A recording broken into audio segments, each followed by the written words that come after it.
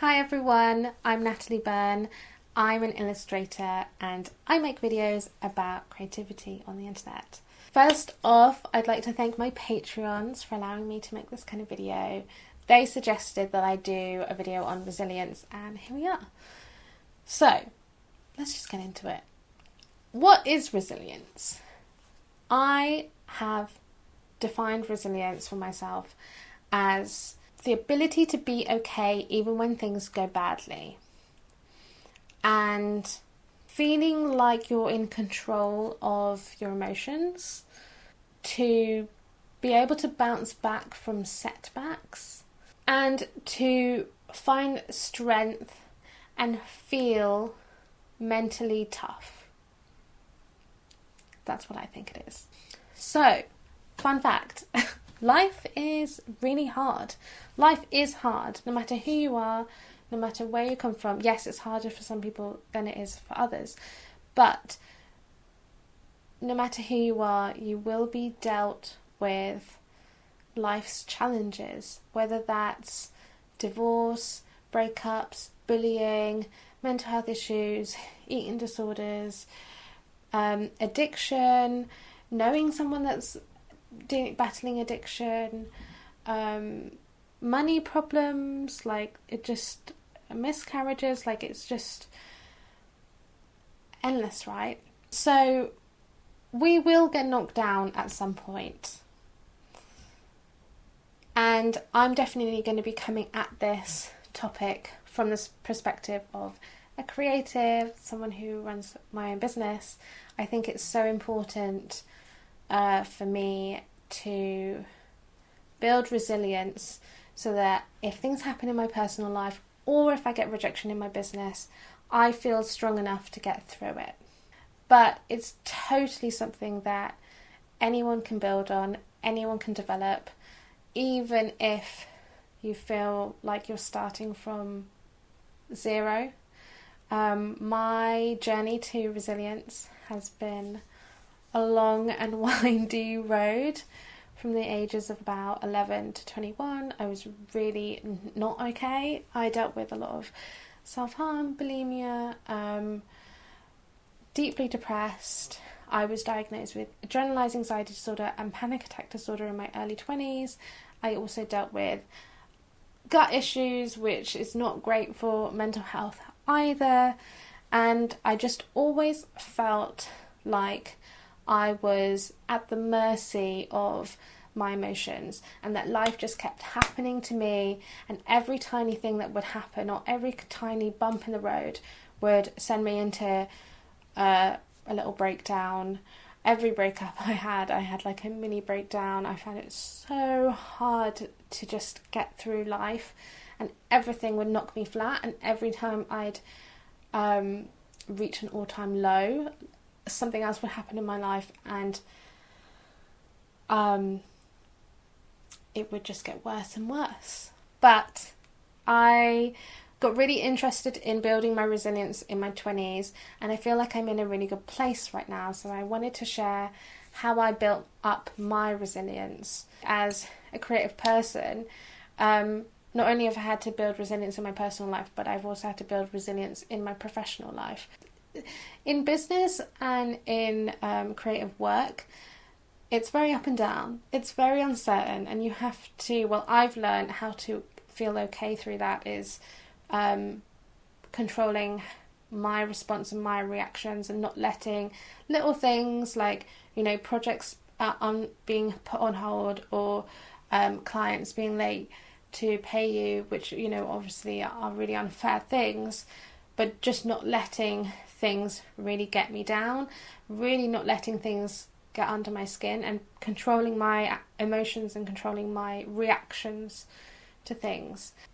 So when I think of people who are incredibly resilient, the first people that come to my mind are athletes. They not only train ridiculously hard, they get up before the sun has risen. They are always pushing to break their own personal bests, and pushing physically their bodies to past what they have done before. But also they face failure. Not only do they face it when they are training, but they face it publicly. And then very often they're, it's broadcasted, it's recorded, it's put on repeat over and over again, and shown to them. And so this idea of building resilience, I really am inspired a lot by incredible athletes, because I think the physicality of having to get up again is something that I find hugely inspiring, and I bring into my business for sure, and also my personal life. The idea of it's okay, just because you failed last year on that doesn't mean that athlete isn't going to sign up, going to train, and going to try again. And constantly pushing and pushing and pushing, even if they didn't do as well as they wanted to last year, and in their eyes they failed. Everyone knows that when they see athletes come second place, they're gutted because they were I wanted first. But that doesn't make that athlete not want to try again next year, Whereas if I came second in anything, I'd be that's a win. And it's just this constant pushing and pushing and pushing to do more, to do better, to come back next year stronger than ever, spend the year training and training and training in order to get where they want to be, which it has so much resilience, not only physically but mentally, and listening to athletes. I'm going to leave a few links in the description, but I like to bring a lot of that kind of way of thinking definitely into my business.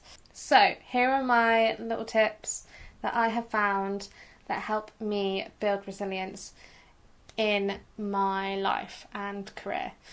Number one is going to be something I feel like I've said so many times, and I'm so sorry, I must sound like a broken record, but if you haven't done this yet and you do feel stressed or overwhelmed, my top tip for everything is always to bring in one stress management practice into your life. I've been meditating for years now, and I have noticed a huge shift.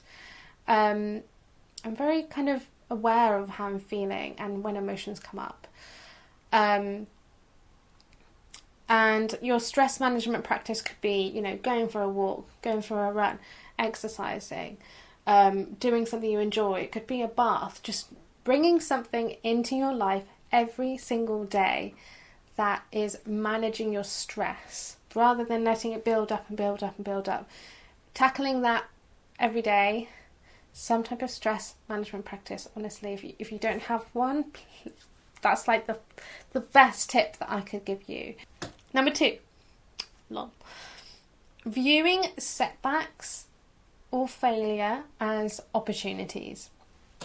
Now, I know you're thinking this is just when you feel failure and you beat yourself up, you feel rubbish, you're embarrassed, it's embarrassing, you don't want to tell anyone, but you might have to, and no one was as resistant to failure than me, but looking back on my life, the moments when I have failed, the moments when I've fallen flat on my face, the moments when I have had setbacks, I really have learned more from that than any kind of recognition or any positive feedback or any kind of good thing that has happened to me. Everything I know and I've learned everything I know I've learned from when things haven't gone my way and I've fallen flat on my face. You learn so much from being uncomfortable and embarrassed and failing, and that's where the resilience, building that, getting back up trying again anyway. And just know that like anyone that's done anything ever has failed in some capacity or another. I failed my first year of uni because my mental health was really getting in the way of my being a good organised person, and that taught me so much. Like, I learned so much from that. I learned that I never wanted to experience that again. I learned that my mental health was getting in the way, and so I had to really start getting on top of it, and I went to therapy, and without failing first year, I don't know if I would have ever I shifted my whole life to be less toxic and cut out toxic people, and I went to the gym and I started surrounding myself with good people, and without that failing first year, I think I would have just coasted and continued. So I always look at me failing first year as a huge blessing in disguise. Really, that was the moment when I started to build who I am today. I think that, yes, it was embarrassing at the time, but in hindsight, I'm so grateful for that, and I needed that wake-up call, and I needed to fail because it changed me completely who I was at the time.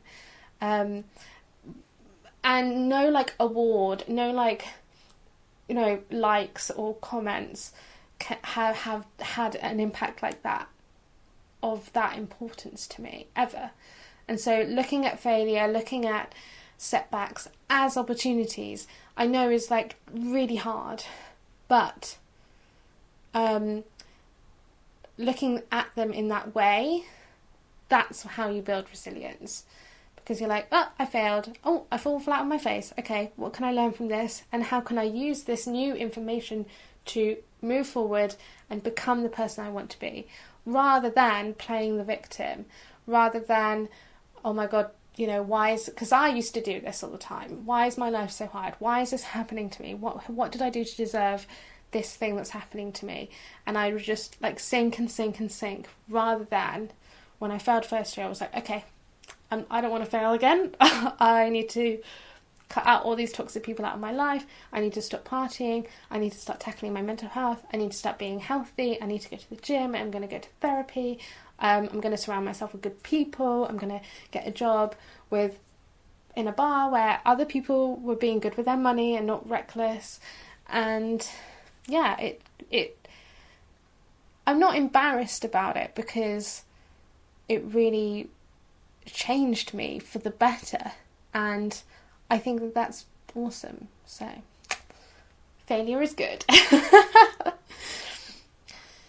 Number 3 is always be the student. You know, you don't, just because you're not in university or a school or in a system doesn't mean that you can't not look at life as a student anyway. And I have learned so much like the last few years, and I've really I like to read a lot, I like to absorb information, I like to use Skillshare and Audible, and like I'm constantly never getting out of that mindset of being a student, of being curious, of being fascinated by life, by other people's journeys, by other people's failures, learning from others. Like I'm constantly just like, I just want to be a sponge and like soak it all up.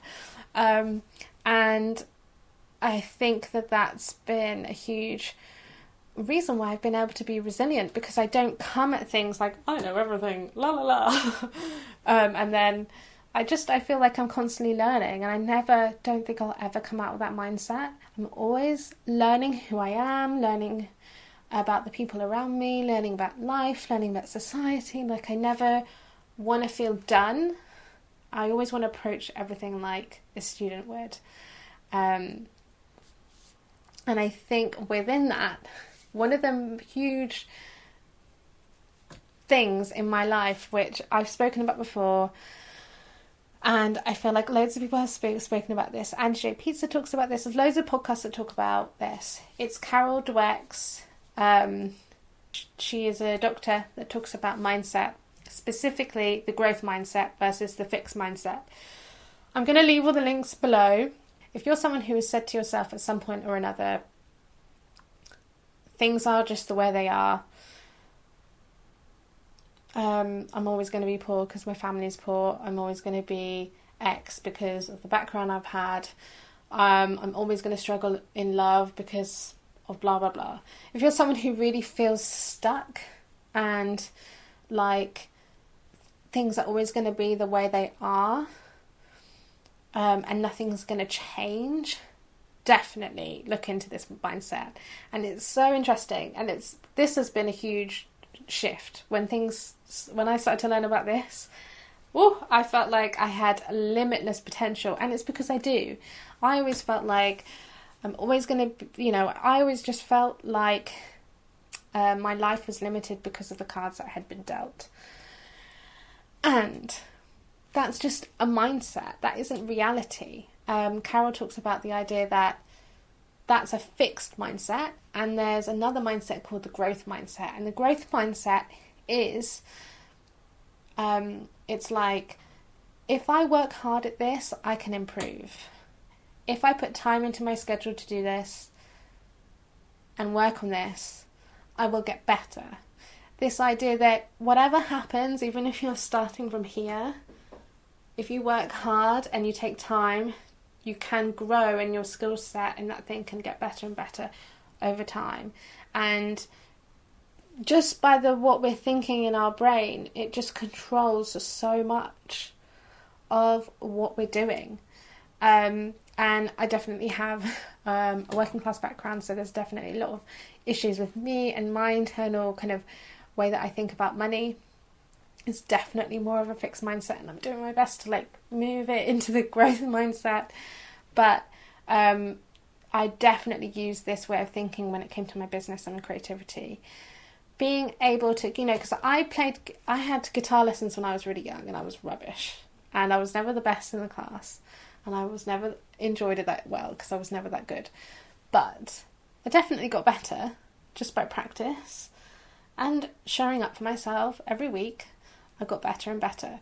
And so taking that attitude into your life, mind-blowing. Complete shift for me. And it's made me realise that, like, even when I did feel weak, if I just worked on myself over time and put in that time and effort to build on my resilience, I was going to get better. Even if I wasn't going to be the best at it, I knew I would, be moving it forward in some way. Number 4, take responsibility of yourself. I mentioned a little bit about kind of victim mentality and kind of controlling emotions and controlling responses and reactions to things. I opened up a little bit in the last TLC podcast. I'm going to link it down below. I talked about how I have a little bit of a tendency to want to control everything all the time, and how that has been incredible for my business. And being, the way that I tackle this, especially when I did feel really out of control, when I was having panic attacks all the time, it's a hard thing to actually take into practice, but it's completely possible. Your thoughts, your feelings, and your behaviours are all in your control. I'm going to leave some resources again on this topic. I've listened to so many podcasts that I've learned a lot about this. And they're all connected, right? So our thoughts, feelings, behaviours, they're all can be impacted by one another. And being able to control our responses to things, I think, is all in the actions. And that's why meditation is so important. That's why breath work is so important, because it helps me that when I'm hit with a challenge, I feel like I can, take a step back, assess it, breathe through it, and then acknowledge, what are my actions going to be moving forward? And the final step on how I build my resilience is focus on what you can control. I know I kind of already touched on this, but what I like to do sometimes when things feel really out of my control and I'm really sad, or I feel anxious, or I'm not happy in a certain relationship or a friendship, I'd like to make a list. So on one side I always put things I can control, and another side I put things I can't control. I can't control if someone lets me down or not. I can't control if someone texts me back or not. I can't control if someone is going to pay me on time. I can't control how if that person responds to my email. I can't control the pandemic. Like, I can't control so many things, but what I can control is how I treat people. I can control treating people the way that I'd like to be treated. So I sleep better at night, so I feel like a good person. I can control how many times I email someone. I can control how many different people I email in a day. I can control how I take care of myself. I can control how much I get done in a day. The list goes on. And so even though a lot of the time we can feel at the mercy of what is going on around us, there is so much that we can control, and shifting my mindset onto those things. When I have a creative business, when I'm my income is up and down, when chaos happens in my personal life, fixating on the things that I can control and putting all of my energy and resources into that makes me sleep better at night. Yeah, I think that's it. I hope this video is helpful. Let me know what you think. Let me know if you've got any tips on how you build resilience. Let me know how you're doing. I hope you're okay and safe. And I'll see you next week. Bye-bye.